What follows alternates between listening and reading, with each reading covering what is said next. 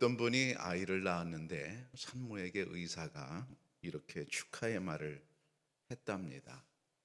축하드립니다. 뱃속에서 10만 킬로미터에 이르는 핏줄을 만들어내고 애쓰셨습니다.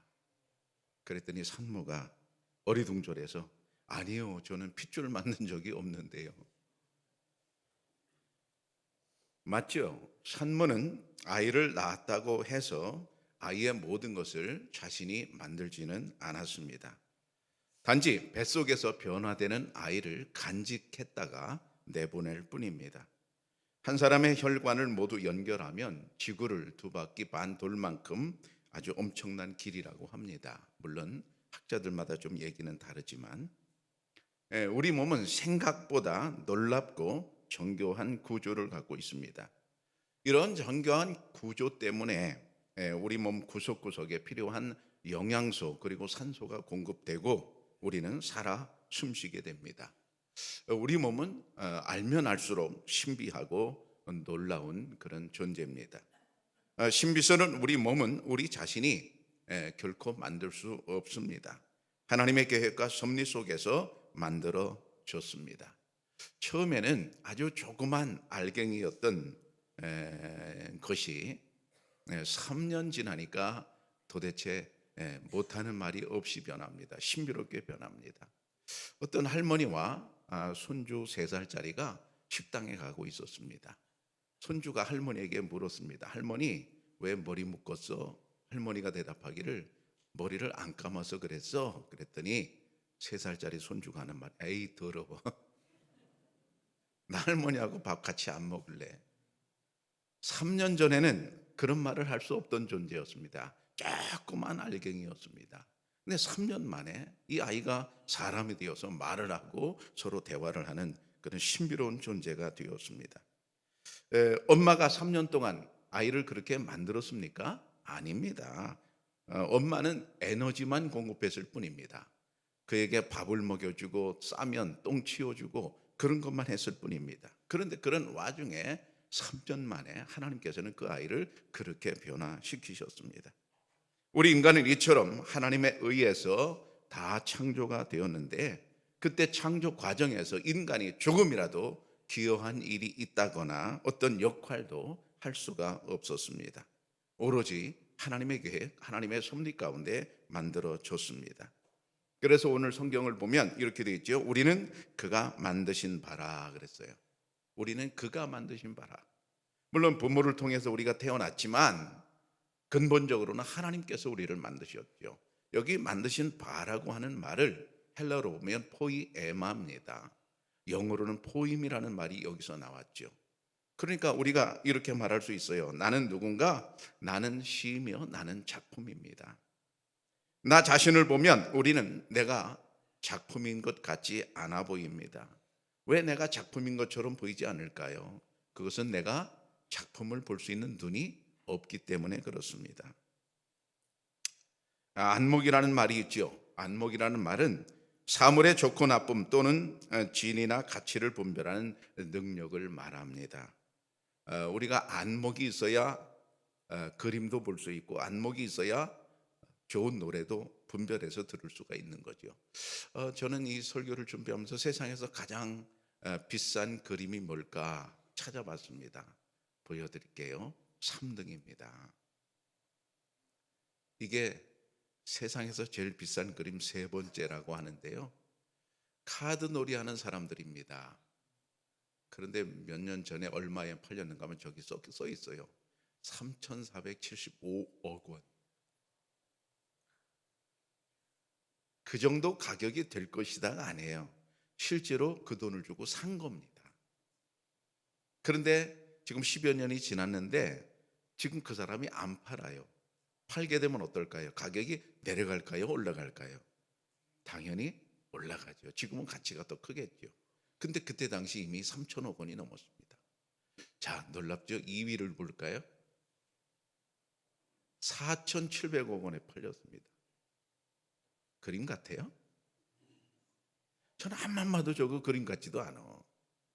근데 저게 저렇게 비싸게 팔렸다는 거예요. 화가 이름도 잘 모르겠어요. 네.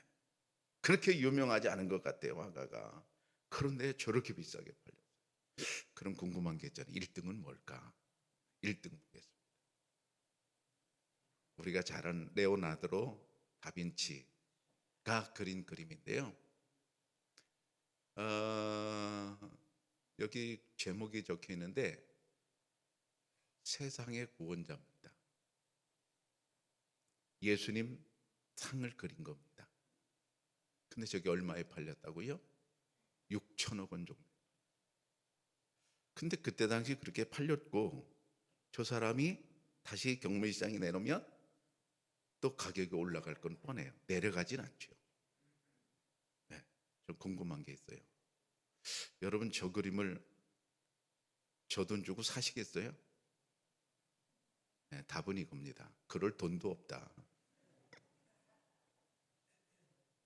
자, 그런데 저것보다 더 비싼 그림이 있습니다. 보여드릴게요. 이겁니다. 모나리자죠. 우리가 다 아는 겁니다. 저거는 박물관에 있기 때문에 팔릴 수가 없어요. 그래서 저게 만약 경매로 나온다면 어느 정도 가격에 팔릴까 전문가들이 추정을 해봤어요. 적어도 1조 원일 것이다. 왜 조그맣게 나냐? 그림이 작아요. 그림이 작아서 제가 조그맣게 그냥 저렇게 놨는데요. 그림 하나가 1조 원이다? 우리 서민들하고는 상상도 못하는 가격. 네. 그런데 많은 사람들이 저걸 사거든요. 그럴 만한 안목이 있음과 동시에 그럴 만한 돈이 누군가에게 있기 때문에 저 그림을 사는 거지요. 저는 저것을 볼 줄 아는 두 번째 그림을 봤을 때 그 그림을 볼 줄 아는 눈이 저에게는 전혀 없습니다. 네. 그 그림을 볼 줄 아는 사람도 눈이 있고 나도 똑같은 눈이 있는데 저는 볼 줄 아는 안목이 없어요. 게다가 저는 안경까지 썼습니다. 그런데도 볼 줄 아는 능력이 없어요. 어떤 사람은 쌍꺼풀 수술까지 했습니다. 그래도 볼 줄 아는 안목이 없으면 없는 겁니다. 그러면 우리가 저런 작품을 알아보지 못한다고 해서 저 작품이 가치가 없어지는가? 결코 그렇지 않습니다. 많은 사람들이 저걸 그림으로, 최고의 그림으로 알아보지 못한다고 해서 그래도 그렇게 이제 사람들이 못 알아본다고 하면 그 그림은 가치가 없는 것인가? 아닙니다. 그래도 가치가 있습니다. 가치는 변하지 않습니다. 제가 좋은 시를 하나 소개할게요. 누군가 나에게 물었다. 김종삼 시인의 시인데요. 얼마 이제 돌아가신 분인데, 누군가 나에게 물었다. 시가 뭐냐고. 나는 시인이 못되므로 잘 모른다고 대답하였다. 무교동과 종로와 명동과 남산과 서울역 앞을 걸었다. 저녁역 남대문 시장 안에서 빈대떡을 먹을 때 생각나고 있었다.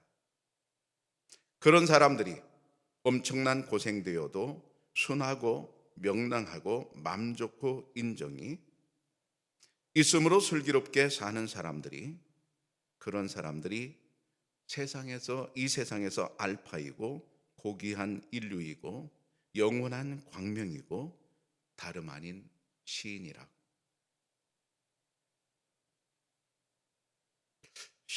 시가 뭐냐라는 질문에 시는 이것이다 저것이다 대답할 수 있지만 이 시인은 그렇게 대답한 거죠. 종로나 동대문이나 어디서 평범하게 사는 사람들, 그 사람들이 지금 시인이고 그 사람들이 시를 쓰고 있다는 그런 이야기입니다. 참 멋있는 시입니다.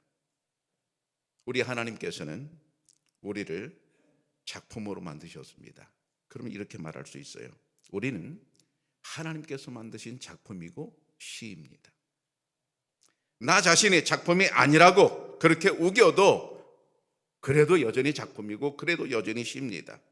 남들이 나를 작품이 아니라고 말해도 그래도 여전히 나는 작품이고 나는 시입니다. 여기 금이 있다고 해봅시다. 남들이 금이 아니라고 그래요. 저거 가짜라고 그래요. 그래도 이것은 금입니다. 왜 그렇습니까? 금이니까요. 남들이 나를 뭐라고 취급하든 사실 신경 쓸 일이 별로 아닌 것입니다. 우리는 너무 남의 평가에 예민합니다. 남의 말 한마디에 우리의 감정이 너무 들쑥날쑥합니다. 그래서 우리가 하루하루 감정의 기복이 너무 큽니다. 이것을 뭐라고 말합니까? 뒤죽박죽 인생이라고 말합니다. 사실 알고 보면 그게 아닙니다. 남들이 나를 낮게 평가를 한다 해도 내가 거기 영향받을 필요가 없는 것입니다. 왜 그렇습니까? 나는 작품이기 때문에 그렇습니다. 어느 골동품 수집가가 골동품을 수집하려고 시골 마을을 갔습니다.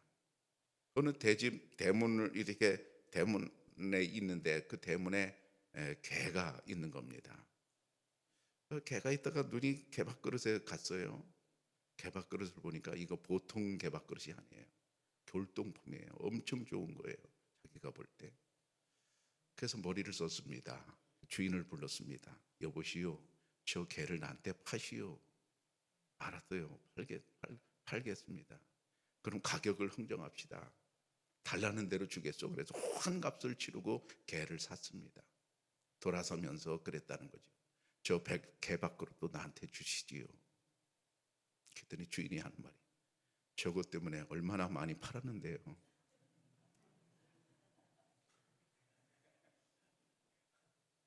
알고 있었다는 얘기죠. 자기만 하는 게 아니죠. 주인도 그걸 알고 있었다는 얘기죠.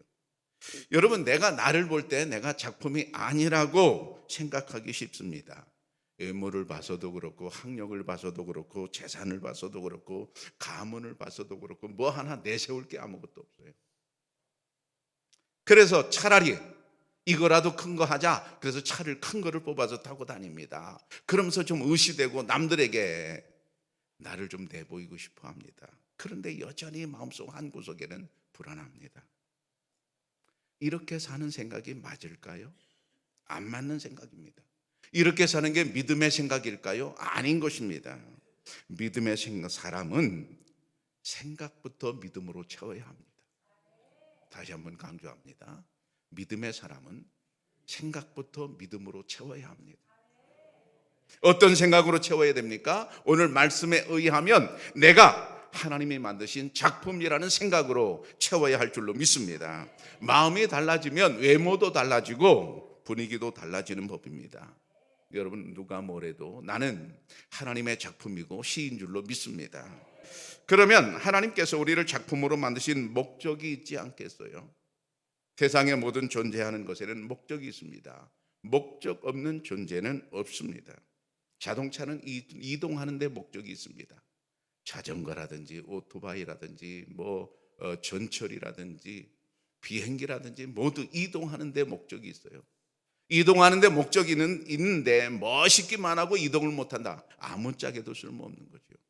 근데 못생겼어도 이동을 잘한다. 되는 거죠. 목적을 이제 이루면 되는 거죠. 가수는 노래하는 게 목적입니다. 목적을 이루면 되는 거죠. 그런데 가만히 생각해 보니까 매일 두들겨 맞는 게 목적인 놈도 있어요. 매일 두들겨 맞는 게 목적인 놈도 있어요. 저기 있습니다. 매일 두들겨 맞아. 그냥 예배 때마다. 저녁에 그냥 특별 기도회 때 예배 때마다 두들겨 맞아. 그럼 하나님께서 우리를 왜 만드셨을까? 왜 만드셨을까? 오늘 성경에 보니까 선한 일을 하게 하시려고 만드셨다 그래요. 여러분, 과연 선한 일이란 무엇일까요? 하나님의 영광과 관련이 있습니다. 인간의 존재의 최고의 목적은 하나님의 영광을 드러내는 데 있습니다. 여러분, 그러면 직접적으로 우리가 하나님의 영광을 드러내는 행위가 뭘까요? 예배인 것입니다. 그런데 그 예배라고 할 때 하나님 말씀 오늘 보면 참 묘한 말씀이 있어요. 우리로 그 가운데서 행하게라고 해요. 행하게, 우리로 그 가운데서 행하게. 여기 행하게라는 말의 원형은 페리파테오라는 말인데 그 뜻은 이리저리 걸어 다니다 이런 뜻입니다. 그럼 무슨 얘기인가 하면 하나님께 영광을 돌리는데 선한 일을 하는데 이리저리 걸어 다니는 삶 속에서 하나님께 영광을 돌린다는 말이에요. 여러분, 우리가 사업을 할 때도 이리저리 걸어 다니잖아요. 교회 올 때도 이리저리 걸어 다니잖아요. 우리가 무슨 일을 하든지 다 이리저리 걸어다니면서 살거든요. 말하자면 우리의 일상입니다. 우리의 일상 속에서 하나님께 영광을 돌리는 삶을 사는 것, 하나님께 기쁨을 드리며 사는 것, 바로 그것이 하나님께서 기뻐하는 일이고 그것이 우리를 만드신 목적입니다. 그 삶이 하나님께 영광 돌리는 목적이 있어야 한다는 말이에요. 나의 모든 활동, 이런 활동을 하든 저런 활동을 하든 나의 모든 활동이 그 최종 목적이 어디 있어야 되는가? 하나님께 영광을 돌리는 데 있어야 하는 것입니다. 이것을 우리는 한 목적성이라고 합니다. 목적에 맞게 살아야 삶의 의미가 있고 그래야 비로소 행복할 수 있습니다. 무슨 일을 할 때 목적이 고상하면 그 일 자체가 고상해지는 법입니다. 같은 일이라도 가치가 달라집니다. 자, 이 어떤 사람이 사업을 했어요. 그런데 사업을 해서 남긴 수익금을 가지고 수십억 원을 어느 대학에 장학금으로 기부를 했어요. 어떤 사람이 똑같은 사업을 했어요. 자기 배만 불렸어요. 돈 가지고 못된 짓만 했어요. 사업이 똑같은데요, 의미는 완전히 다릅니다. 무슨 일을 하든 같은 일을 할지라도 내 배만 불리는 일을 하는 것과 아니면 뭔가 고상한 목적을 가지고 선한 일을 하는 것은 그 가치가 매우 달라지는데요. 우리 일상생활이 바로 그렇다 그러니까. 이 사람도 삶을 살고 이 사람도 삶을 살잖아요. A라는 사람도 살고 B라는 사람도 살잖아요. 모두가 우리가 살고 있잖아요. 일상 속에 살고 있잖아요. 근데 그 일상 속에 살고 있는 그 모든 일상이 목적이 하나님께 있으면, 목적이 고상하면 그 일 자체가, 일상 자체가 고급스러워질 줄로 믿습니다. 돈을 버는 목적도 마찬가지예요. 우리가 다 돈을 버는 목적을 가지고 살아갈 수 있어요. 그런데 그 최종 목적이, 돈을 버는 최종 목적이 하나님께 있다면 그것은, 돈을 버는 일은 고상한 일이 되는 것입니다. 여러분 건강을 열심히 챙기잖아요. 근데 건강을 열심히 챙기는 최종 목적이 둘 중에 하나일 수 있어요. 하나님께 있을 수 있고 그냥 내 건강만 생각할 수 있어요. 건강해야 되겠다. 그래서 열심히 운동도 하고 열심히 이것저것 챙겨 먹기도 하지만, 그러나 그 건강해야 되겠다는 최종 목적이 하나님께 있다면 내가 건강하고자 하는 모든 일들이 가치가 아름다워진다 이 말입니다. 여러분 지역에서 봉사하는 일도 그렇죠. 어디 가서 우리가 무슨 일을 하는 것도 모든 일이 다 그렇죠. 교회 안에서 우리가 봉사하는 일도 그렇죠. 모든 일이 하나님께 영광을 둔다면 그 모든 일은 다 아름다워지는 것입니다. 우리 교회 어떤 권사님이 어느 날 저에게 하신 말씀이 제 가슴을 아주 꽝 하고 울렸습니다. 이분은 암 수술을 2번 했어요.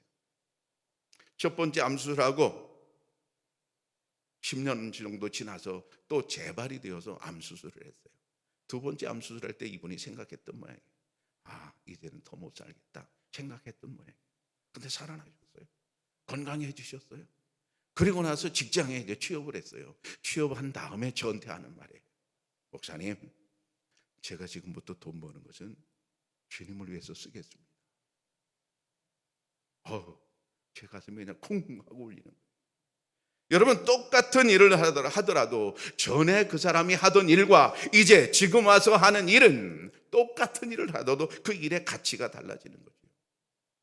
여러분의 삶의 일상 속에서 여러분의 일상은 어떤 가치를 가지고 있습니까?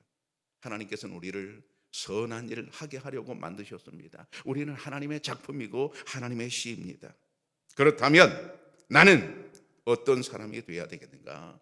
나는 예배하는 작품이며 나는 예배하는 시가 되어야 될 줄로 믿습니다. 인간이 이보다 더 잘하는 일은 없습니다. 다시 말하면 하나님께서 인간을, 하나님을 찬양하는데, 하나님을 이제 영광 돌리는데 만드셨다면, 내 몸을 주님께 가지고 나와 영광 돌리는 데 쓴다면 이보다 더 잘하는 일은 없어요. 우리가 입을 가지고 여러 가지 일을 합니다. 근데 내 입을 열어서 하나님을 찬양한다면 내 입을 그보다 더 좋게 사용하는 것은 없습니다. 내 발을 하나님께 예배하는 데 사용한다면 그보다 더 아름다운 것은 없습니다. 여러분, 나의 일생, 나의 삶, 나의 가진 모든 것, 나의 옷, 나의 재물, 나의 모든 것 하나님께 영광을 돌리는 데 사용된다면 이보다 더 아름다운 일은 없는 줄로 믿습니다. 나는 작품인데다가 작품인 내가 무슨 일을 한다면 그 모든 일은 다 아름다운 작품이 되는 것입니다. 그리고 아름다운 시가 되는 것입니다. 성경에는 아름답고 멋진 시가 참으로 많습니다. 아브라함의 시가 있고요, 요셉의 시가 있고요, 욥의 시가 있고요, 다윗의 시가 있고요, 많은 시들이 있습니다. 그들이 그 사람들이 시를 썼다는 얘기가 아니라요, 그 사람 자체가, 그 사람의 인생 자체가 아름다운 시가 되고 있습니다. 요셉이라는 사람의 시는 참으로 다이나믹합니다. 그가 형들의 미움을 받아서 외국의 노예로 팔려갈 때 정말 얼마나 슬펐겠어요. 정말 너무 괴로웠을 것입니다. 깊은 어둠이었을 것입니다. 또 그가 끈적한 보디발의 아내의 어떤 잘못된 생각으로 오해를 받아 감옥에 가게 되었습니다. 그 젊은 나이에 감옥에 갇힌 요셉을 볼 때 우리는 참으로 안타깝고 슬픈 그런 장면을 보게 되죠. 근데 그런 장면만 있는 게 아닙니다. 그가 일약 애굽의 총리가 됩니다. 아주 밝은 장면도 있죠. 영광스러운 장면도 있죠. 아주 자랑스러운 장면도 있죠. 그 요셉의 일생을 보면 이렇기도 하고 저렇기도 한데 어두운 면도 있고 밝은 면도 있는데 이 모든 것이 다 잘 어우러져서 아름다운 시가 하나가 만들어집니다. 아브라함도 그랬지요. 다윗도 그랬지요. 그러면 나는 예외인가 하는 것입니다. 여러분, 우리는 예외일 수 없어요. 나도 내 일생 속에서 아름다운 시를 쓰고 있습니다. 우리네 인생 살다 보면 때로는 눈물 없이는 들을 수 없는 슬픈 장면도 있습니다. 때로는 말로 다 표현할 수 없는 기쁜 그런 장면도 있습니다. 이 모든 장면들이 어우러져서 아름다운 시가 한 편 만들어지는 것입니다. 근데 그 시가 그냥 그렇게 아름다운가? 아닙니다. 더 의미가 있어지려면 그 일상 속에서 하나님과 연결이 되어야 합니다. 다시 말하면 하나님이 빠지면 우리의 일상은 아무런 의미가 없습니다. 이 세상 짧은 인생 살다 죽고 아무것도 없으면 여러분 무슨 의미가 있겠어요? 그런데 하나님, 영원하신 하나님과 나의 일상이 연결되면 여러분 그 일상은 너무나 고귀한 일상이 되는 것입니다. 우리가 고난에 빠질 때가 있어요. 고난에 빠져서 아주 힘들어서 몸부림칠 때가 있어요. 그때 울면서 하나님 앞에 기도하고 울면서 막 몸부림치다가 고난 속에서 그렇구나, 주님은 고난 속에서도 나와 함께 하시는구나, 여전히 거기서 나를 응원하고 계셨구나, 여전히 거기서 나를 격려하고 계셨구나, 그것을 깨닫는 순간 바로 그런 일상은 아름다운 시가 되는 것입니다.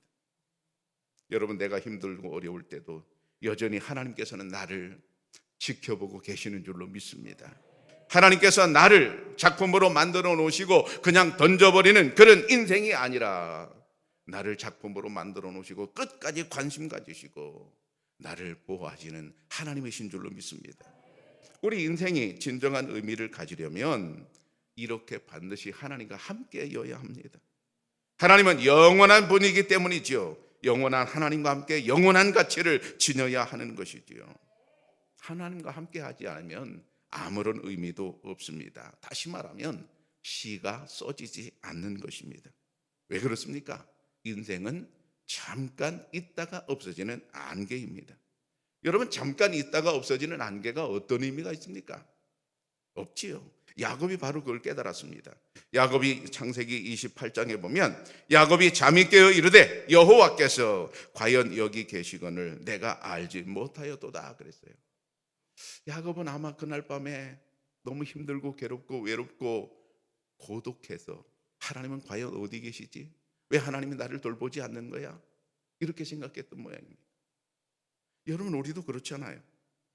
평상시 아무 일 없을 때는 주일날 교회 나와서 예배드리면서 하나님 감사해요, 하나님 찬양해요 이러지만 내가 예기치 않은 그런 어려움 속에 빠졌을 때 아무것도 안 보이는 거죠.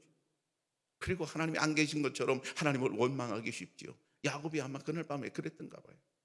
그런데 하나님이 그 자리에 나타나셨습니다. 외롭고 괴로운 그런 야곱의 이제 일상 속에 주님이 찾아오셨습니다. 그리고 주님을 만나보고 나니까 야곱이 하는 말이에요.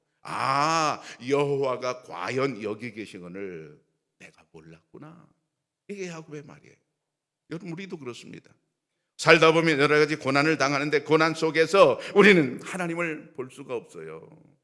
하나님이 안 계신 것 같아요. 왜 하나님은 나를 돌보지 않나? 그렇게 원망할 수 있어요. 그런데 알고 보면 하나님께서 과연 여기 계신 줄로 믿습니다. 나와 함께 계세요. 내가 어려울 때도, 내가 힘들 때도 여전히 하나님은 나를 떠나지 않습니다. 왜 그렇습니까? 하나님은 이미 나를 하나님의 자녀로, 하나님의 작품으로 만드신 바가 있습니다. 여러분, 우리가 이리저리 걸어다니면서 사는 일상 중에 그 일상 가운데 하나님이 늘 함께 하시면서 나와 동행하시는 하나님이신 줄로 믿습니다. 그래서 우리가 우리의 인생을 돌아볼 때, 우리 인생을 살아갈 때 하나님이 나와 함께 하심을 믿으면서 살아가면 결국 그 아름다운 인생의 전체가 아름다운 작품이 되고 아름다운 시가 될 줄로 믿습니다. 사랑하는 청약교회 성도 여러분, 우리는 하나님의 시입니다. 지금 어떤 시를 써 내려가고 계십니까? 영원하신 하나님과 함께 하시면 그 가치가 영원할 줄로 믿습니다. 아무리 어두운 골짜기를 지나가고 있다고 하더라도 주님과 함께라면 괜찮습니다. 선한 일을 많이 하면서 아름다운 작품을 만들어 가시기를 축복합니다.